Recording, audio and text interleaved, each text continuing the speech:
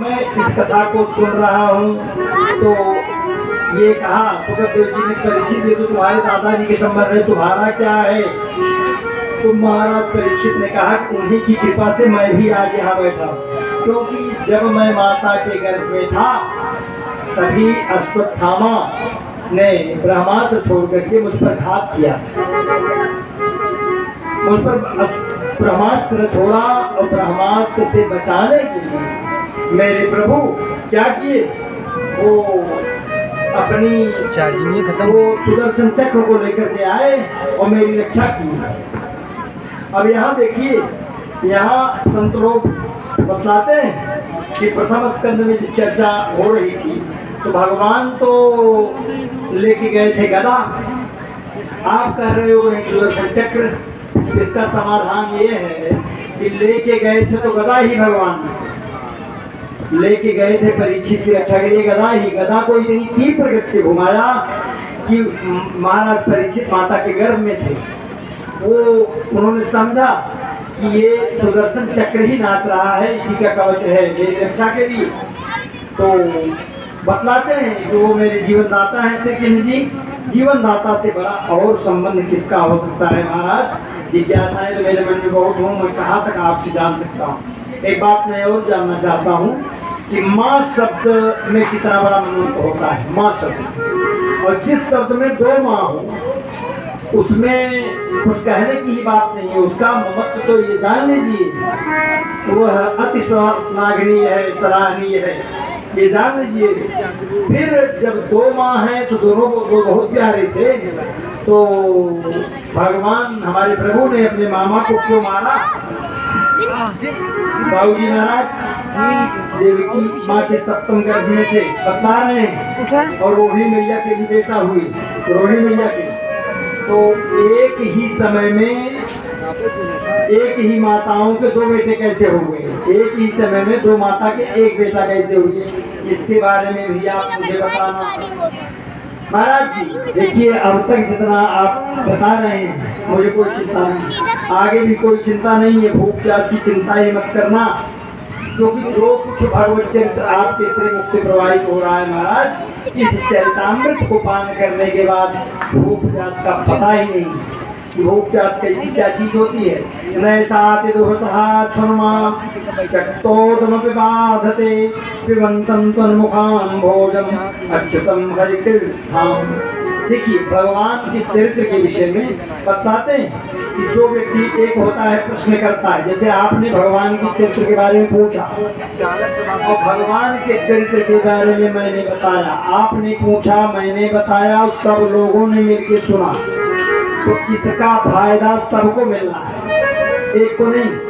इसका लाभ यानी भगवान की कृपा सबको प्राप्त होनी है। जैसे भगवान शालिग्राम का कोई अभिषेक करे, भगवान भोलेनाथ का अभिषेक करे, तो अभिषेक करने वाला एक, कराने वाला एक, और अभिषेक को जितने भी लोग वहाँ पर उपस्थित हैं, सुनने वाले, देखने वाले, ये अनेक, यानी जो चरणामृत अभिषेक का जो होगा वह चरणामृत सबको मिलेगा, सबको मिलेगा, यानी लाभ सबको होगा।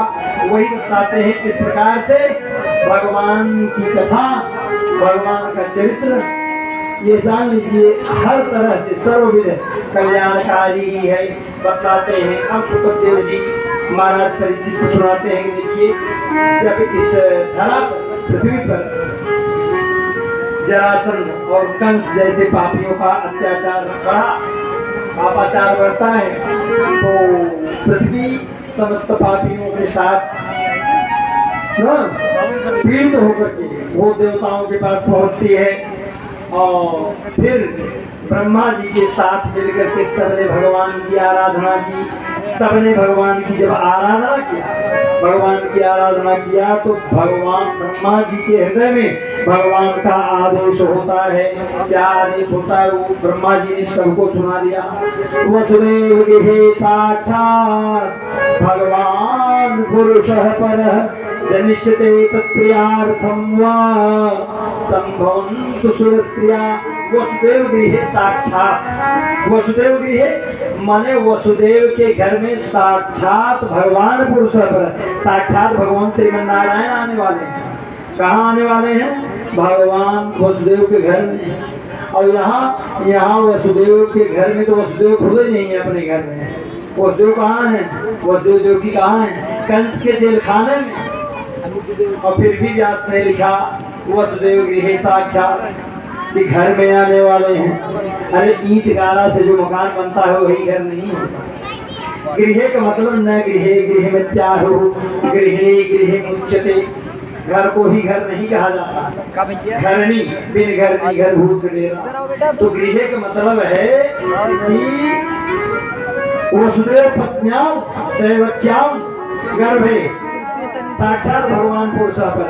साक्षात वही भगवान पुरुष श्रीमन नारायण यानी वसुदेव की पत्नी देवकी के गर्भ में प्राकट्य होने वाला आने वाले हैं। तो अब सब देवता कहे भाई तो आने वाले हैं तो हम लोग भी चले। कहा चलना तो है तो कहा अकेले ही चलना है, कहा नहीं अकेले नहीं चलना। सब लोग अपनी अपनी देवांगनाओं को अपनी अपनी देवियों को साथ में लेके चलो भगवान का दर्शन करने। कहा ये तो ठीक है लेकिन हमारे प्रभु कहा वो भी जनिष्यते प्रतिष्ठा प्रियार्थम। वो भी अपनी प्रिया आह्लादनी शक्ति राधा रानी को लेके आ रहे हैं।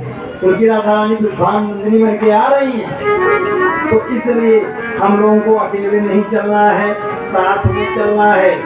अब मोक्षदायी परम मथुरा नगरी में भगवान का सत्यवास है। ये तो भगवान हरि नित्य महाभगवान का नित्य प्रतिवास है।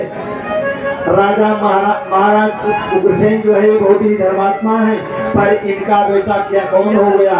कंस हिंसायाम प्रवृत्ति कंस। जिसकी हिंसा में ही स्वाभाविक प्रवृत्ति हो वो कंस। तो बतलाते हैं कि कंस इतना ज्यादा था कि मार काट लड़ाई झगड़ा तामसी व्यवहार इसका सबसे बढ़ गया था। क्रोध प्रवृत्ति हो गया था। अरे एक बार तो इसने क्या किया, क्रोध में अपने पिता को उठा के ले गया यानी हुसैन को जो राजा थे उनको उठा के ले गया और जेल में पटक के चला आया और खुद राजा बन बैठा कि आज से मथुरा का राज्य मैं चलाऊंगा। ये जान लीजिए। अब कालांतर में उसने देखा अपने चाचा देवक की पुत्री को देखता है। देवक की पुत्री को वो जो देवकी थी वो सयानी हो गई है तो अब इसका विवाह कर दिया जाए ना। और वह सोच रहा है कि देखिए आजकल प्रजाजनों में मेरी छवि कुछ बिगड़ रही है। सब प्रजाएं जान रही है तो बड़ा क्रूर है तो अपनी बहन की शादी को अच्छे ढंग से करें और उसकी विदाई करें जिससे सब जान ले कि हाँ ये बढ़िया। तो अपनी भाव भंगिमा को बढ़ाने के लिए वो चला जाता है वसुदेव से विवाह को तय कर देता है, निश्चित कर देता है। और जब तय करके आया तो इधर विवाह की रचना आरंभ कर दी बड़े धूमधाम के साथ। वसुदेव के साथ इसने देवकी का विवाह तय कर दिया। देवकी का विवाह तय किया। विवाह होने के उपरांत इसने सोचा, इसके मन में आया अब अपने रथ पे मैं खुद जाके देवकी की विदाई करूंगा और खुद सारथी बनूंगा। ये जाता है रथ को चलाते हुए ले आता है देवकी को, वसुदेव को बैठाता है, पहुंचाने ले जाने लगता है। अब देवताओं में ये भावना आ गई, करे राम राम ये तो बड़ा माया भी लग रहा है, बड़ा नाटकी लग रहा है। अगर ऐसा ही रहा तो ये मरेगा कैसे, मर नहीं पाए तो बड़ी माया दिखा रहा है। इसकी जो भी गतिविधि है समाज में लोग उसको अच्छा जानेंगे, अच्छा मानेंगे, इसका पद नहीं हो पाएगा। तो देवताओं ने क्या किया, मिल करके तुरंत आकाशवाणी कर दी, व्योमवाणी की। अरे मूर्ख कंस, तुम जिस बहन के विवाह में इतना तू भावुक हो रहा है, भावुक होकर के अपनी बहन को खुद सारथी बन के पहुंचाने जा रहा है, इसी तेरी बहन का 8वां गर्भ तेरे नाश का कारण बनेगा। यानी इसके 8वें पुत्र से ही तुम्हारा वध होगा। अस्यास्वास्तमो गर्भो अंताम यावहसे उधर। इसका 8वां गर्भ जो है यही होगा। अब क्या करता है, तुरंत जो भी ये शब्द सुना कंस ने तुरंत द्रौपदी के केस को पकड़ करके नीचे गिरा दिया, तुरंत से नीचे पटक देता है। भगनी हंतुमारब्ध खड्गपाणि कचे गृही, अपनी बहन को मारना शुरू करता है और तुरंत तलवार निकाल लेता है। अरे राम राम। अब लोग सोचते हैं, कितनी प्रजा के लोग सोच रहे थे कि ये कंस बड़ा अच्छा है, देखो बहन के लिए कितना ये लालायित है, देखो क्षण भर में ही पानी की प्रीत, जान लीजिए जैसे पानी की लकीर ये बन नहीं पाती, ठीक उसी प्रकार से दुष्टों की प्रीत बनती नहीं है ना। क्षण भर में कब प्रीत बना ले तो क्षण भर में प्रीत तोड़ दें, ये अच्छी वही कहते हैं। यात्रा दिखाई तो कहते हैं कि देखिए ये दुष्टों की प्रीत पानी की लकीर ही समझना चाहिए, ये तो अच्छा नहीं है। अब कंस जो है जब म्यान में तलवार खींचता है तो देव ने हाथ पकड़ लिया। वो चूंकि पति है, देव की पति पास रक्षती पति, समाप्त बैठे हैं यहाँ। जो पति माने मर्यादा की रक्षा करे वही पति होता है, कहने के लिए सभी पति है, लेकिन मर्यादा की रक्षा कितना कर रहे हैं सब अपनी अपनी आत्मा से पूछ रहे हैं। तो बता रहे हैं कि अब वो कह रहे हैं कि महाराज ये तुम्हारी छोटी बहन है और छोटी बहन ये बेटी के समान होती है। देखो देखो तुमसे डर के कैसी कातर हो रही है, कांप रही है।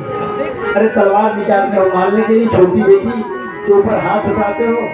अरे अभी सौभाग्यवती होने का तुमने आशीर्वाद भी नहीं दिया और तुम इसको मारने चले हो। अरे कल को तुम्हारा नाम कलंकित होगा, लोग क्या सोचेंगे तुम्हारे बारे में कि तुमने अपनी बहन का कत्लेआम कर दिया विवाह के उपरांत ही, बिना सौभाग्यवती का आशीर्वाद दिए ही तुमने ऐसा किया, कितना बड़ा नाम कलंकित हो जाएगा। ऐसा तवानुजाबाला कृपा पुत्र कोपमा हंतु नारहसि कल्याणी माम त्वं वत्सलः। बतलाते हैं आप दीन दयाल हो, अरे कुछ तो इस बेचारी को दया करो, दया करो महाराज। तो कंस ने कहा वो तो ठीक है, लेकिन जो ये बताया गया आकाशवाणी के द्वारा किसका आठवीं संतान मेरा बच गई, उसका क्या होगा? क्या महाराज मृत्यु तो प्राणी की सगी बहन है, जब प्राणी संसार में आता है तो मृत्यु साथ साथ आती है, मृत्यु का भी उद्भव वहीं से हो जाता है। और अभी ऐसा होगा, अभी कैसे आप यह सब सोच रहे हैं? अरे देवकी के पुत्र होंगे कि नहीं होंगे, और होंगे जब होंगे तो देखे जाएंगे। और अगर हो भी गए तो मैं यह वचन देता हूँ आपको, देवकी के समस्त पुत्रों को मैं आगे आपको समर्पित कर दूंगा।